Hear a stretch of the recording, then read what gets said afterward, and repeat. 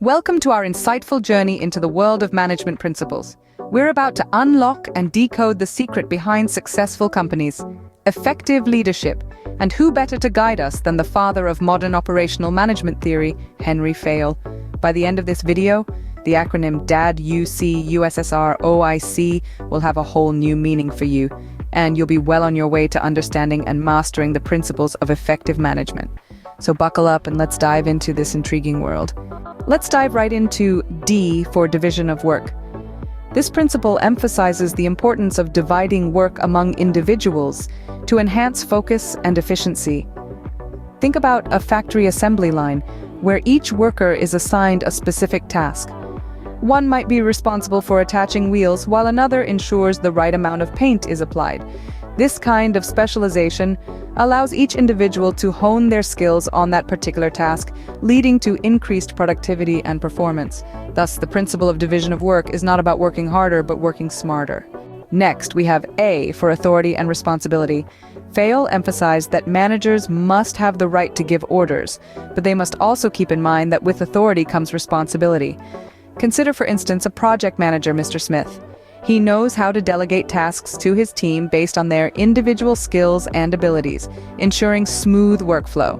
But at the same time, Mr. Smith understands that if the project doesn't go as planned, the onus falls upon him.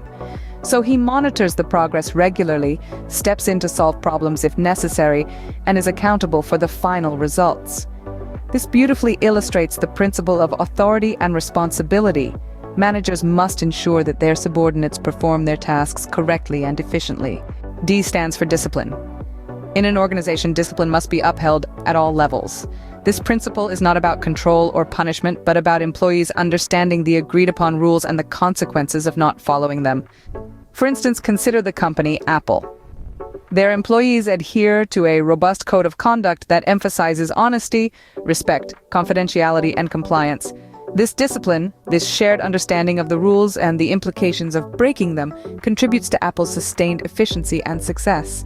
U stands for unity of command. This principle posits that a team member should receive directives from only one manager. This approach is instrumental in avoiding perplexity, conflicts, and misunderstandings within the work environment. A prime example of this is seen in a recent company-wide software upgrade project in our organization. The team member responsible for coding received instructions solely from the single project manager assigned. This streamlined communication ensured that the coder understood their tasks, deadlines, and specifications without any confusion, thereby illustrating the principle of unity of command in action. Next in line is C for centralization and decentralization.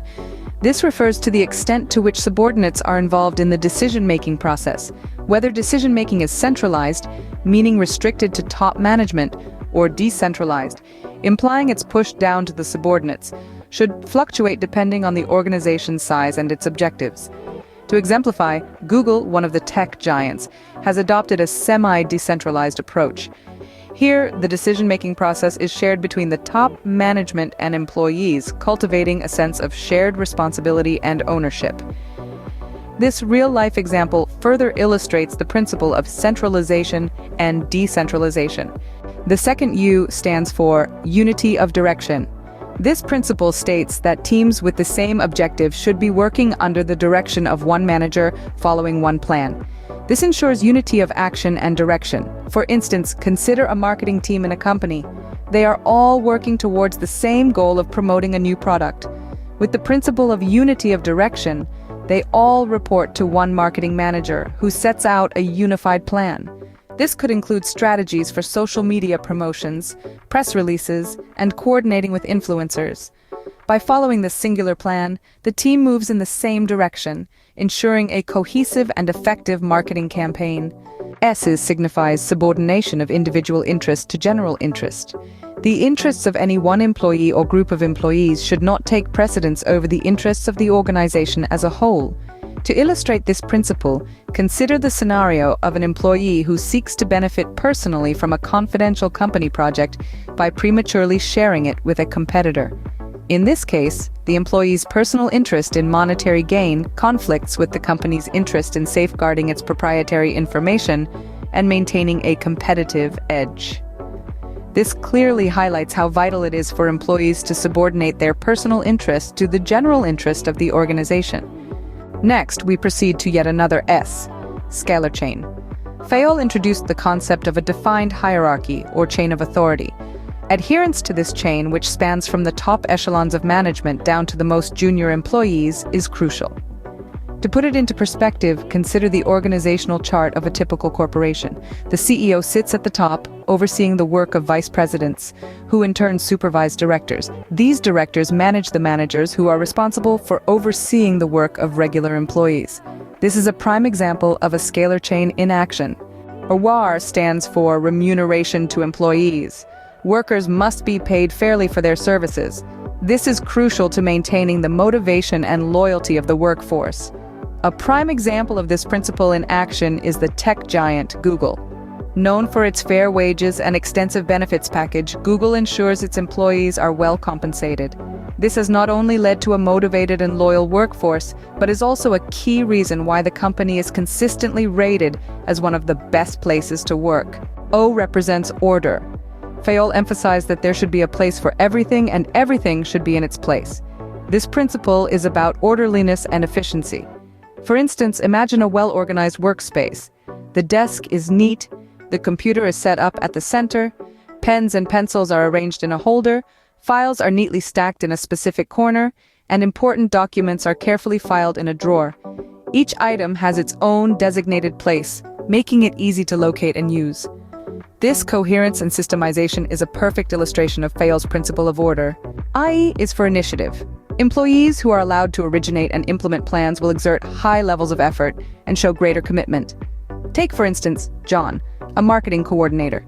He comes up with a new social media strategy for his company. His supervisors allow him to carry out his plan. Under his leadership, the project takes off and the company sees an improvement in their social media engagement. This illustrates the principle of initiative. Allowing employees to originate and implement their own ideas can lead to both increased effort and commitment. S stands for stability of tenure of personnel. The principle emphasizes that employee turnover should be minimized for the sake of maintaining organizational efficiency. A prime example of this in real life is the multinational corporation Microsoft. They have consistently valued long-term employment, providing numerous growth and development opportunities for their employees, which has greatly helped in reducing turnover and bolstering the company's overall performance and efficiency. E stands for equity. Managers should be kind and fair to their subordinates. This would build loyalty and devotion among the employees. For instance, consider the case of Jennifer, a manager at a well-established company.